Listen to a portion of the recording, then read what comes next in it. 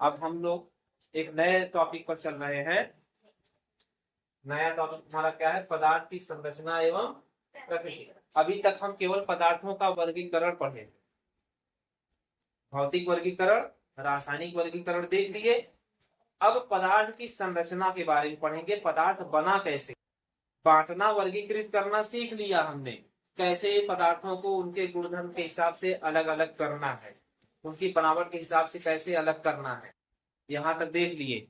अब जो नया टॉपिक है ये है पदार्थ की संरचना एवं प्रकृति। माने पदार्थ बना कैसे है और किस गुणधर्म का होता है, कैसे बनता है, इन सब के बारे में देखा जाएगा। ठीक है ना?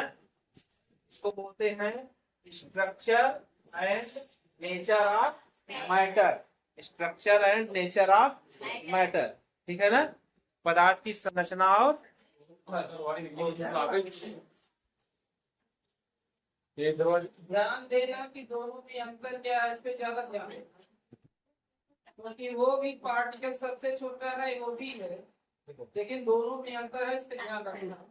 आगे देखो, पदार्थ की संरचना के बारे में पढ़ेंगे। अभी तक वर्गीकरण के बारे में पढ़ा, कैसे कैसे बांटना है, तत्व क्या है, यौगिक क्या है, मिश्रण क्या है, और बाह्य संरचना के आधार पर पदार्थों का वर्गीकरण कैसे किया जाएगा, ये सब देखेंगे। अब आएंगे पदार्थ की संरचना। जो भी पदार्थ हमारे आसपास या हमारे वातावरण में, हमारे परिवेश में है, ये पदार्थ बने कैसे हैं, किन कणों से बने हैं, ठीक है ना? क्या क्या तत्व या यौगिक कैसे मिलकर के ये बना हुआ है, इसके बारे में आज पढ़ेंगे। ठीक, ये देखो, पदार्थ अनेक छोटे छोटे कणों से मिलकर बने होते हैं, जिन्हें हम अपनी आंखों से नहीं देख पाते। जब पदार्थ बनेगा तो पदार्थ को तो देख सकते हैं, लेकिन जिन छोटे छोटे कणों से बना होता है, अगर उन कणों को अलग अलग देखना हो तो हम अपनी आंखों से नहीं देख सकते। इन छोटे छोटे कणों को परमाणु और अणु कहते हैं। जो छोटे कण जिनसे हमारा पदार्थ बनता है वो परमाणु या अणु कहे जाते हैं। दो कण हैं, परमाणु और अणु, ठीक है ना? दोनों एक ही नहीं है, दोनों अलग अलग हैं, परमाणु और अणु। ठीक, इन दोनों में सबसे छोटा परमाणु होता है, सबसे छोटा परमाणु होता है, परमाणु से छोटा कण नहीं है। जब परमाणु मिलेंगे तब अणु बनेगा, अणु मिलेंगे तत्व बनेगा, ठीक है ना? फिर तत्वों से मिलकर के यौगिक बनते हैं, जिनको हम कहते हैं पदार्थ।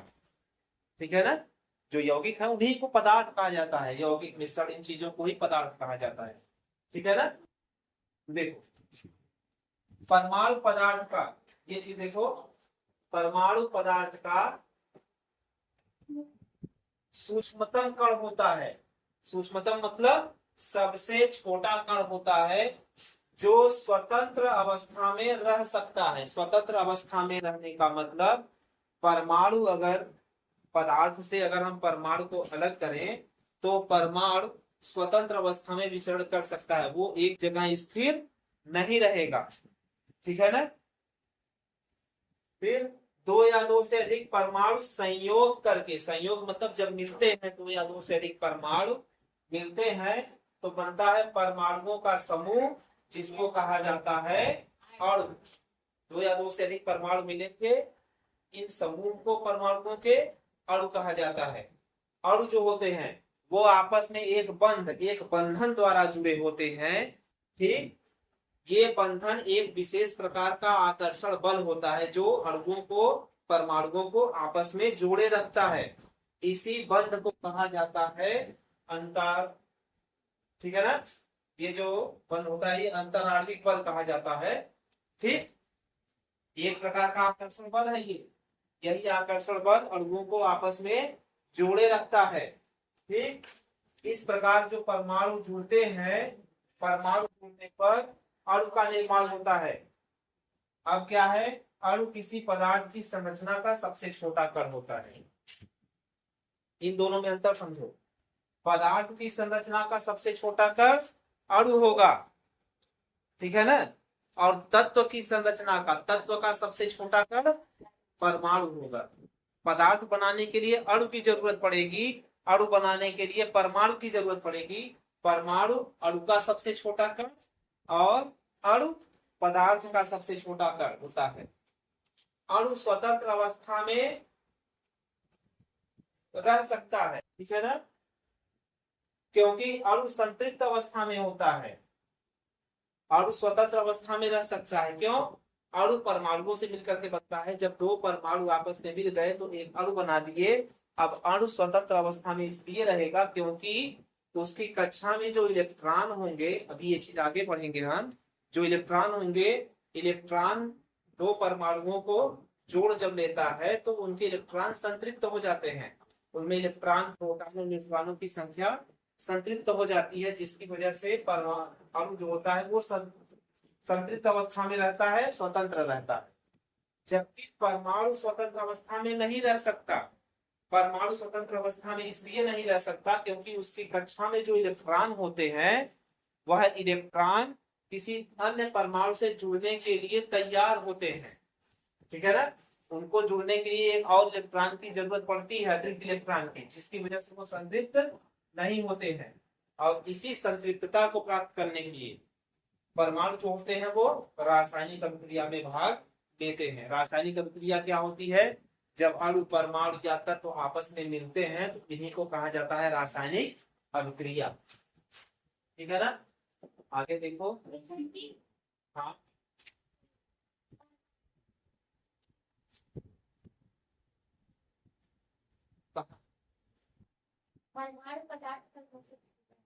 नहीं, परमाणु नहीं रह सकता, यहाँ पर लिखा है परमाणु स्वतंत्र अवस्था में नहीं रह सकता, ठीक।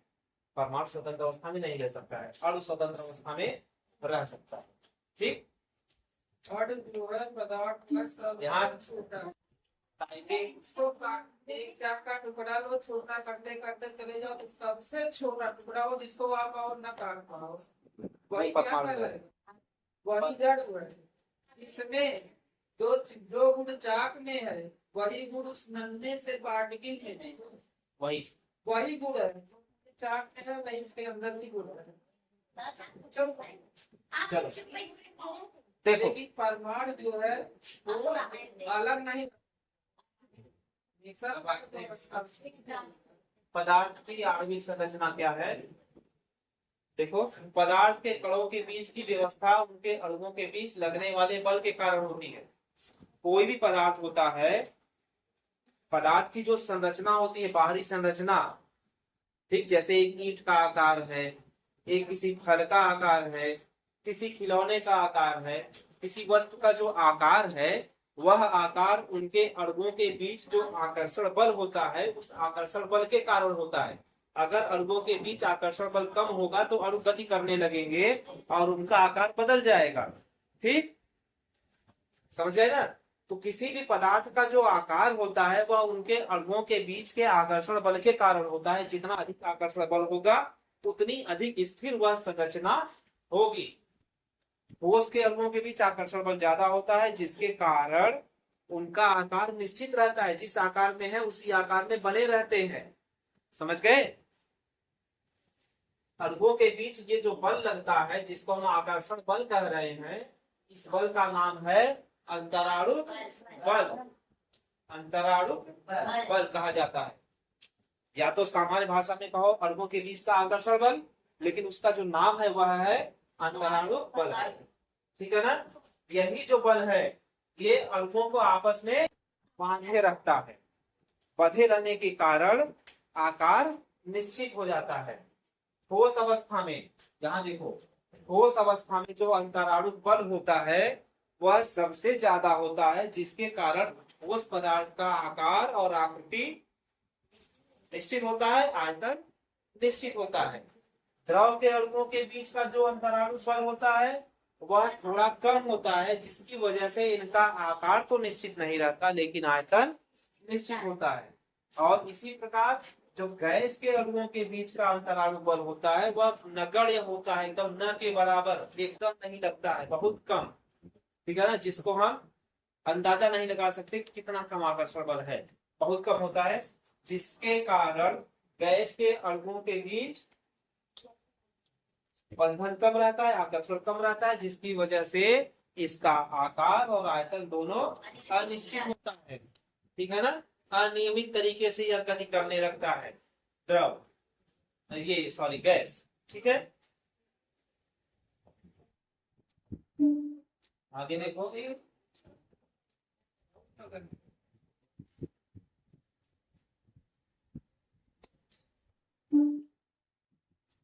अब ये नया टॉपिक है, रसायन की भाषा। पदार्थ की संरचना पढ़ लिए, प्रकृति पढ़ लिए। संरचना में क्या क्या होंगे, पदार्थ की संरचना में क्या होते हैं, किसी पदार्थ की संरचना में क्या होता है, अणु परमाणु। कोई भी पदार्थ परमाणुओं और अणुओं से मिलकर के बना है, ठीक है ना, परमाणुओं और अणुओं से मिलकर के बना है। अणुओं और परमाणुओं के बीच का जो आकर्षण बल, अंतराणु बल होगा, उस बल के कारण, बल अधिक है तो ठोस रहेगा, बल थोड़ा कम है तो द्रव रूप में रहेगा, एकदम कम है तो गैस के रूप में रहेगा। तो इस तरह से हम अपने परिवेश में 3 तरह के पदार्थ देखते हैं, ठोस, द्रव और गैस। 3 प्रकार के पदार्थ हमारे परिवेश में पाए जाते हैं, ठोस, द्रव और गैस। ऐसा क्यों है, पदार्थ के अणुओं के बीच जो आकर्षण बल लग रहा है उसकी भिन्नता के कारण। ठीक है ना।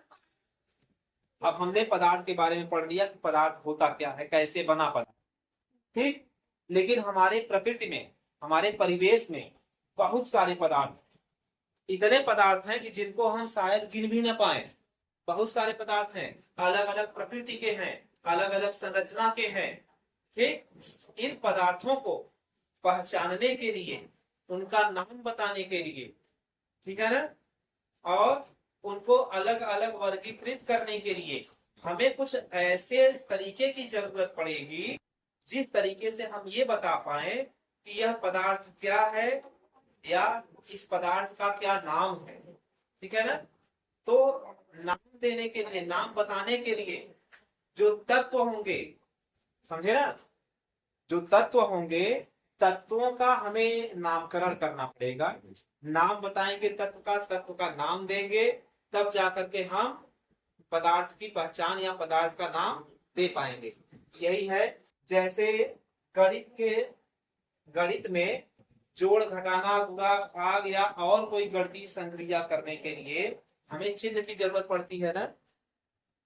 चिन्हों से हम समझ जाते हैं कि जोड़ना है कि घटाना है, गुणा करना है या और कुछ करना है ना। जैसे वर्गमूल का चिन्ह अलग होता है, घनमूल का चिन्ह अलग होता है। इसी तरह से गणित के और भी हम कई चिन्ह प्रयोग करते हैं, प्रतिशत का प्रयोग करते हैं, बराबर का प्रयोग करते हैं, है ना। बहुत सारे चिन्ह होते हैं जिनसे हम समझ जाते हैं आसानी से कि क्या करना है, ठीक। ऐसे ही रसायन विज्ञान में हमें तत्वों, यौगिकों और अन्य पदार्थों का नाम देने के लिए कुछ विशेष प्रकार के संकेतों की जरूरत पड़ती है। संकेतों की जरूरत क्यों पैदा हुई, शुरुआत में जब हमारे पास कम तत्व थे, तो कम तत्वों से जब काम चल रहा था तो उन तत्वों का नाम हम सीधे बोलते थे और उन्हीं नाम से उनकी पहचान की जाती थी। लेकिन वर्तमान में, आज के समय में 118 से ज्यादा तत्व खोजे जा चुके हैं, ठीक। और इन 118 तत्वों की मदद से अनगिनत, असंख्य जो है यौगिक और पदार्थ बनाए जा चुके हैं। अब असंख्य यौगिक बन गए, उन यौगिकों का नाम कैसे दिया जाएगा, उन यौगिकों का नाम क्या हम बोलेंगे, क्योंकि कई यौगिक तो ऐसे हैं जो 5-5, 6-6 प्रकार के तत्वों को मिलाने से बने हैं, अलग अलग अनुपात में। कोई तत्व किसी अनुपात में, कोई तत्व किसी अनुपात में बनाया गया है मिला करके। अब अगर हम मान लो 6 तत्व मिला करके कोई यौगिक बना रहे हैं, तो उस यौगिक का नाम क्या रखेंगे। 6 तत्वों का नाम तो अलग अलग रखा हमने पहचानने के लिए, अब उस यौगिक का नाम क्या रखेंगे जो 6 तत्वों को मिलाने से बना हुआ है।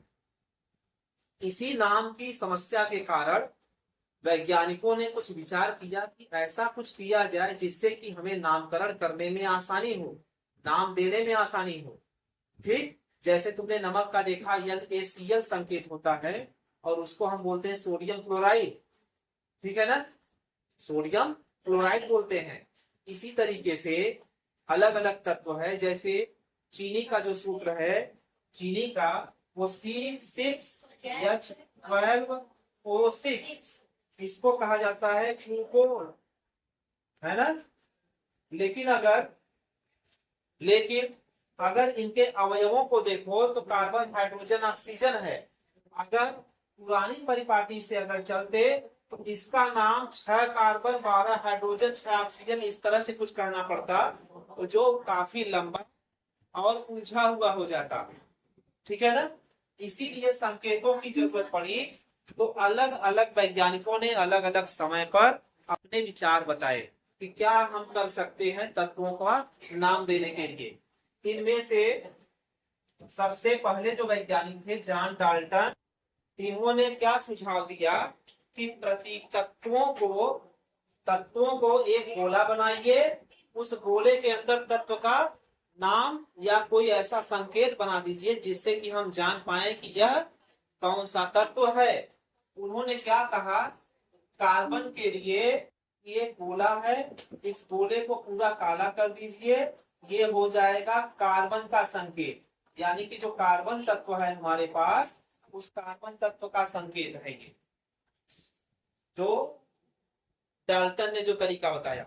अगर आपको कार्बन लिखना है तो आप कार्बन को इस तरीके से मत लिखिए आसानी के लिए, क्योंकि जब हमें कोई पदार्थ बनाना होगा, ठीक है ना, मान लो कार्बन डाइऑक्साइड बनाना है, तो कार्बन डाइऑक्साइड बनाने के लिए तब हमको ऐसे लिखना पड़ता। अगर संकेत ना होता कार्बन प्लस ऑक्सीजन, है ना, और एक और ऑक्सीजन होता है कार्बन में, फिर लिखते ऑक्सीजन, ठीक है ना,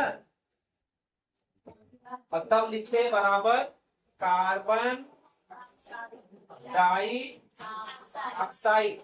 ये तत्वों का संकेत देने के पहले का तरीका है। जब हमारे पास तत्वों का संकेत नहीं होता था, कोई प्रतीक नहीं होता था, तब हम अभिक्रियाओं को, रासायनिक पदार्थों को इस तरीके से लिखते थे, कार्बन प्लस ऑक्सीजन बराबर कार्बन डाइऑक्साइड। तब ऐसे लिखते थे, इतना बड़ा होता था। अगर कोई बड़ा बड़ा यौगिक है, कई तत्व मिल रहे हैं, तब तो नाम भी बहुत बड़ा हो जाएगा, याद करना मुश्किल होगा। इसी समस्या से निपटने के लिए वैज्ञानिकों ने विचार किया कि संकेतों का प्रयोग कीजिए। कार्बन के लिए इन्होंने यह संकेत दे दिया, ऑक्सीजन के लिए कोई और संकेत दे दिया, उसके बाद जब उससे कोई यौगिक बनेगा उसका एक और कोई संकेत दे दिया। तो अब संकेतों का प्रयोग किया जाने लगा। लेकिन संकेतों का प्रयोग करने में डाल्टन के विचार में भी एक समस्या ये आई कि जब तत्वों की संख्या बढ़ने लगी, खोज हुई और तत्व प्राप्त किए गए, तो कुछ तत्व ऐसे थे जिनका संकेत काफी मिलता जुलता नजर आने लगा और वहां होने लगी कंफ्यूजन, जिसकी वजह से कभी कभी गलतियां हो जाती थी, और फिर उनके विचार को छोड़ दिया गया कि नहीं, इनके विचार के हिसाब से जो संकेत हम दे रहे हैं ये गलत तरीका है। ठीक। उसके बाद एक वैज्ञानिक हुए जे बर्जीलियस ने सुझाव दिया कि ऐसा किया जाए, जो तत्व का नाम है इंग्लिश में, तत्व का नाम जो हम इंग्लिश में लिखेंगे, उसका पहला अक्षर, जैसे हाइड्रोजन का होता है नाम, ये हाइड्रोजन का नाम है, तो हाइड्रोजन का संकेत देने के लिए इसका पहला अक्षर ही इसका प्रतीक माना जाए। ऑक्सीजन के लिए ओ, अगर हम ओ लिख दे रहे हैं तो ये ऑक्सीजन का प्रतीक माना जाए। ठीक है। तो ये बर्जीलियस ने सुझाव दिया कि हाइड्रोजन अगर लिखना है तो एच लिख दीजिए, ऑक्सीजन लिखना है तो ओ लिख दीजिए, कार्बन लिखना है तो सी लिख दीजिए। ठीक है ना, बात समझ गए। यहाँ इस तरह से इन्होंने तरीका बताया, बर्जीलियस ने बताया।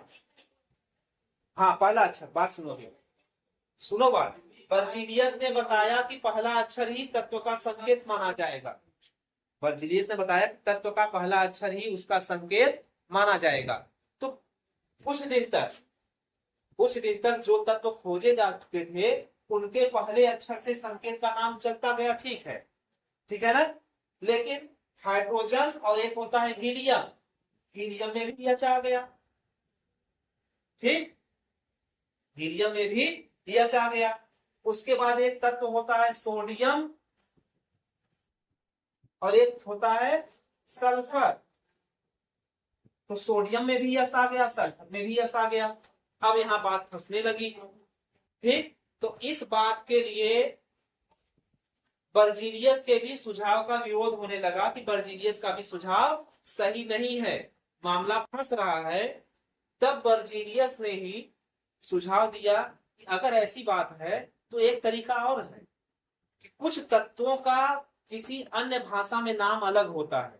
जैसे सोडियम का एक भाषा होती है लैटिन भाषा, एक लैटिन भाषा होती है, ठीक है ना। हाँ, लैटिन भाषा होती है। उस लैटिन भाषा में सोडियम को नाट्रियम बोला जाता है, समझ गए। सोडियम को नाट्रियम बोला जाता है। तब उन्होंने कहा कि सोडियम को यस न लिख करके आप एन लिखिए, इसके लैटिन नाम का अक्षर ले लीजिए। तो जिन तत्वों के नाम मिलते जुलते होते थे उनके किसी अन्य भाषा के नाम का पहला अक्षर ले लिया गया, ठीक। और किसी तत्व का केवल एक अक्षर और किसी तत्व का जिसमें नाम मिलता जुलता अगर आ रहा था उसमें तत्व के नाम का पहला अक्षर बड़े अक्षर में, पहला जो लेटर होगा वह बड़ा अक्षर और उसके आगे का दूसरा स्मॉल लेटर में ले लिया गया। जैसे हीलियम का He ले लिया गया, क्लोरीन का Cl ले लिया गया, ठीक है ना। जैसे सोना का होता है गोल्ड, ठीक, लेकिन इसका जो है लैटिन में नाम आरम है, ठीक है ना। AU गोल्ड का आरम होता है, इसको AU से ले लिया गया, ठीक है ना। सिल्वर का चांदी होता है, चांदी का नाम है सिल्वर इंग्लिश में, ठीक है। सिल्वर का क्या नाम है,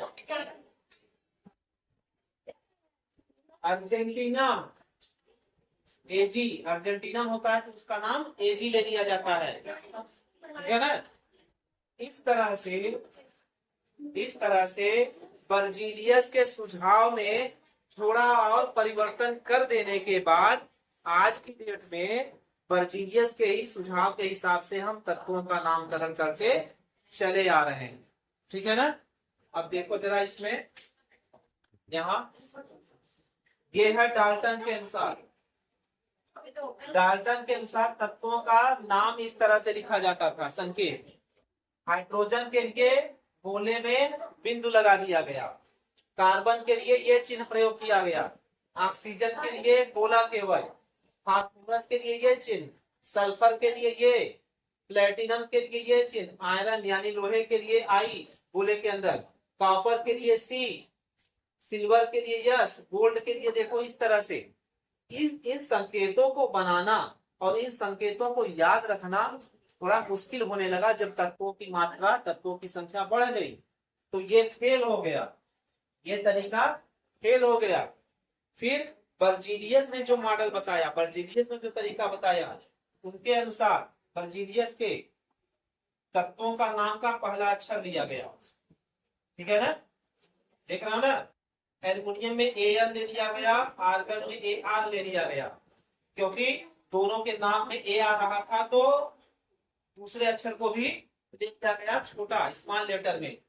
फिर जिन तत्वों का नाम रिपीट हो रहा था या कोई समस्या आ रही थी उनका नामकरण करने में, तो उनके लैटिन नाम से ले लिया गया।